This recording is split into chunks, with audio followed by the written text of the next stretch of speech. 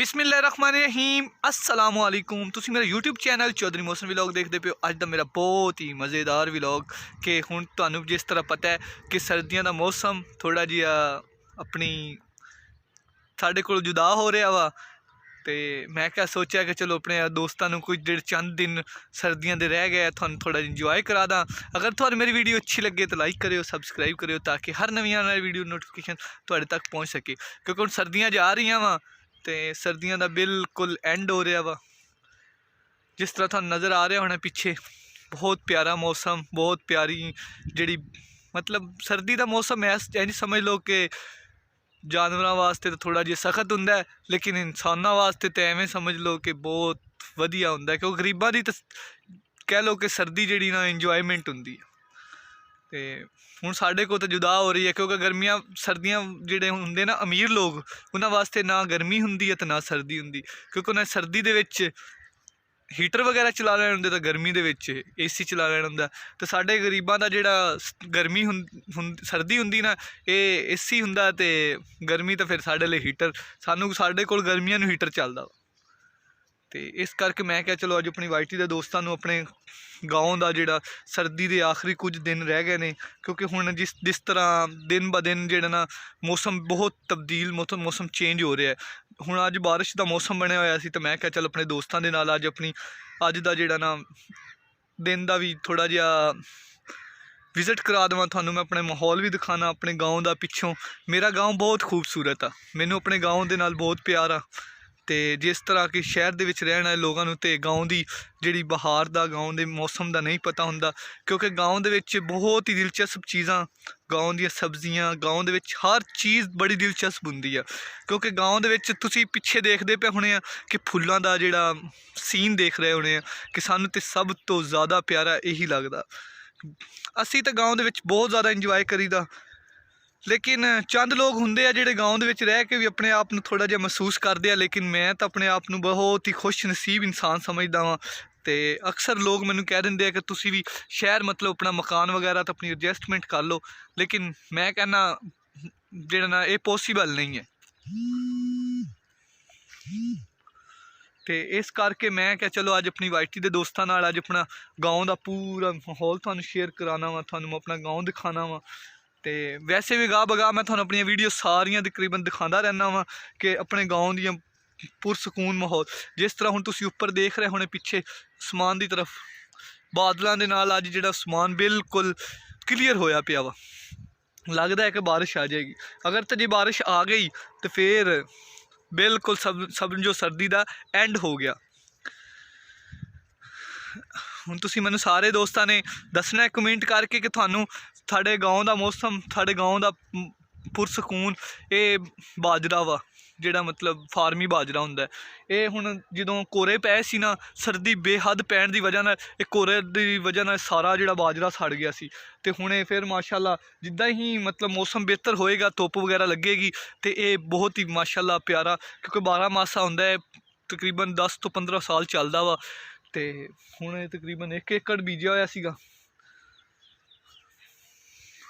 ये भी सारा हुण नहीं तो अगर ऐतकी धुंध वगैरह जब वो ना पैंदी ना, कोरा वगैरह ना पैंदा, बर्फ जिहनूं कह लो कि मरी दे विच लोग बर्फ कहंदे आ ते साडी ज़बान जिहड़ी पिंड विच इहनूं कोरा कहंदे। कोरा मतलब बर्फ दी टाइप बन जांदा वा।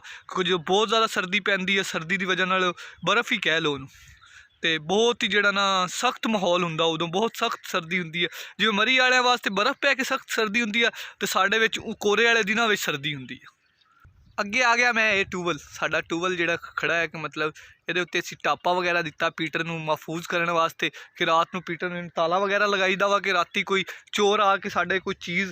क्योंकि अजकल तुहानूं पता है कि जिहड़े नशेई लोग हुंदे या नशेइयां दा ये हुंदा कि अपनी अपना नशा पूरा करने वास्ते वो कोई भी चीज़ चुक लैंदे आ। ते ये ट्यूबल दी मतलब फीटर सिस्टम लगा होया वा कि जिहदे नाल असीं अपने खेतां वगैरह नूं पानी लगाईदा।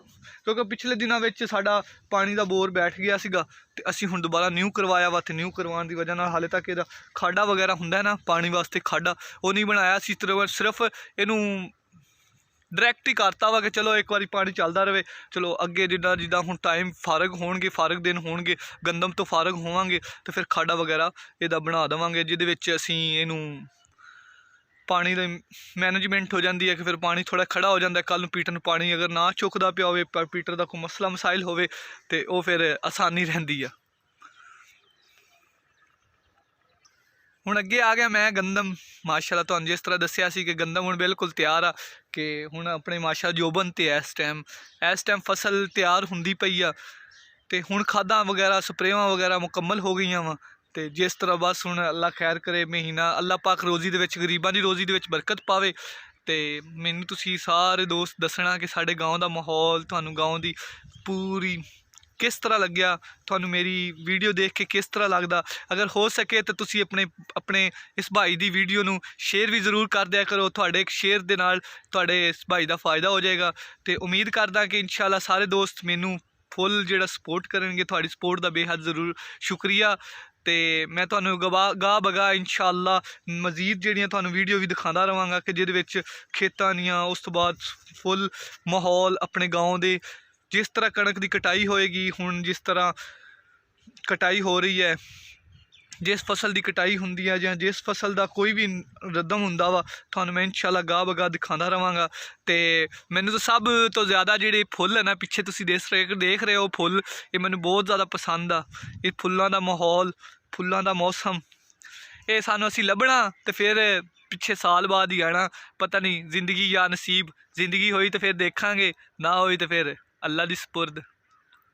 जिस तरह तुसीं आ देख रहे होने, तुसीं सोच रहे होने कि खड्डा किस लिए बनाया सी। ये खड्डा इस लिए बनाया सी कि इत्थे असीं कीता सी बोर।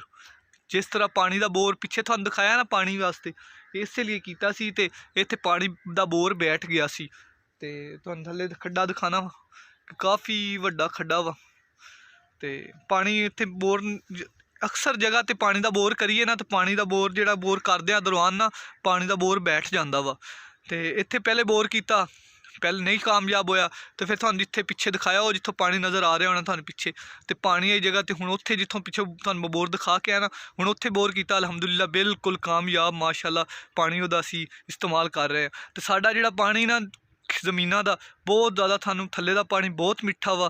तो मतलब खारा पानी हुंदा, तो खारे पानी की वजह फसलां अच्छियां नहीं होंदियां। साडा नहरी भी पानी है तो फसल का खारा पानी भी नहीं हैगा। तो साड़ियां फसलां बहुत ही माशाअल्लाह खूबसूरत, तो माशाअल्लाह बड़ी ज़बरदस्त होंदियां, पैदावार भी बहुत अच्छी दिंदियां। इत्थे तुसीं मैनूं दसना है कि पिछे ये सरसों दे पीले पीले फूल बहुत ही मतलब पुरसकून तो बड़े प्यारे मन लगते पे। मैं क्या चलो अज सारा हुण मैं तुहानूं विजिट करवाता। हुण तुहानूं मैं अगे गोभी सरों का दिखाना कि गोभी सरों की अजकल कटाई हो रही है। तुहानूं थोड़ा मैं दिखाना कि लोग कटाई कर रहे हैं, किस तरह कटाई कर रहे हैं।